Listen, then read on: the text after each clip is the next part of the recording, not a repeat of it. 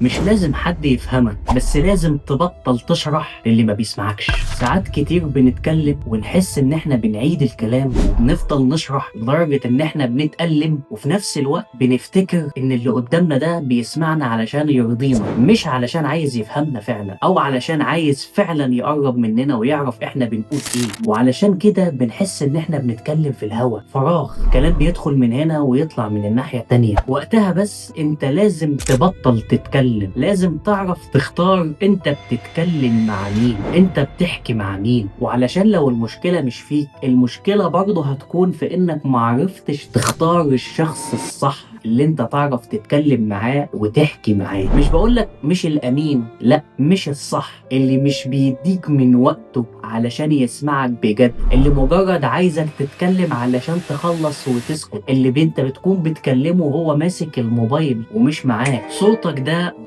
مهم قوي، لان هو يعتبر اللي بيعبر عن كل حاجة جواه. وبالتالي لما تيجي تسمع صوتك لحد، سمعه لحد يستاهل، والحد يكون فعلا بيسمعك، مش عايزك تتكلم علشان يسكتك وخلاص. انت غالي وصوتك غالي وحكاويك حتى كمان غالية، علشان كده اختار الشخص الصح اللي تحكي معاه. اسمع الكلام تاني وقول لي رأيك.